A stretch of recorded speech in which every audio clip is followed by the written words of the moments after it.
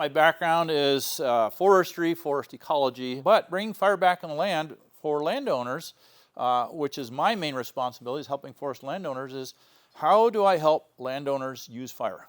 Fire is a very useful tool. It's an easy tool if you follow certain rules. It's an extremely difficult tool if you don't follow those rules. So this is a pile that I burned on my property just 2 years ago. Perfectly safe. Anybody can do this. Most landowners, forest landowners, once they do this, they go, yeah, this is kind of fun to do. And it's part of forest maintenance on your property.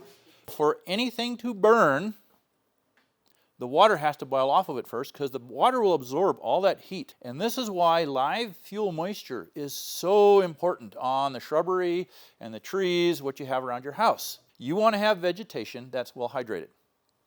And conifers have oils and waxes that catch fire. But if they're hydrated, they're well watered, they won't burn.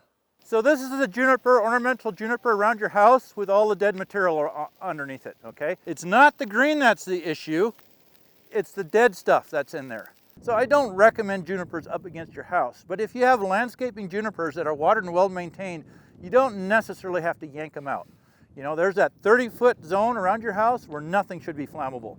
Then you have that 100-foot zone, because that's what radiation, at 100 feet, the most intense wildfire with 300-foot flames will not light your house just from radiation. That's Jack Cohen's research. So in terminology, we have surface fuels, we have fire ladders, and we have torching. And torching is what we want to avoid, because this torching will now throw embers all over the place. And if we have lots of trees that are dense, that have low fuel moisture, sometimes combined with a lot of surface fuels as well, we get what's called a running crown fire. Burning embers are something of extreme concern. Most houses that people lose in communities from a fire are because burning embers are landing on their roofs, their porches, eaves, wherever you have a fuel collection. It's not a 300-foot wall of flame consuming the houses right in front there.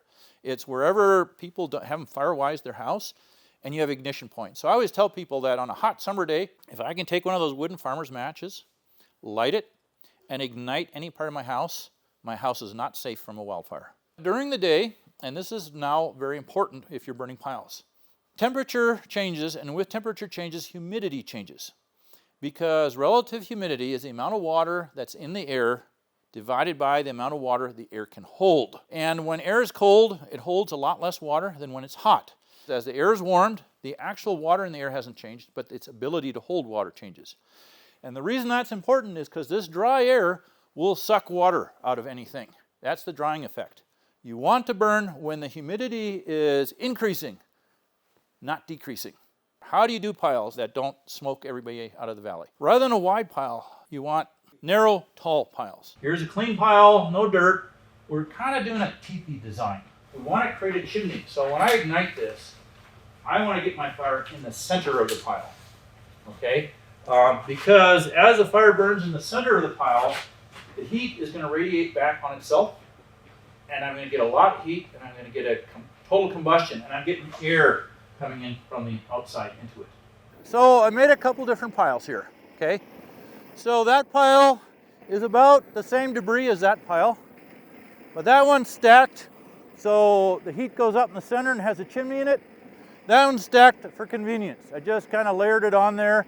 And then the last little bit, you know, we always end up with pine needle duff, and that's the last thing. So I took some of that and threw on top of it just for, because that's what you usually end up with.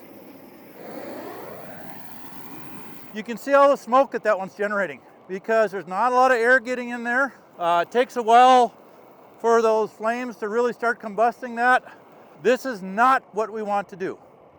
Now for comparison. And we'll get some initial smoke. Remember, it was raining and everything's wet, but that one is still belching pretty bad.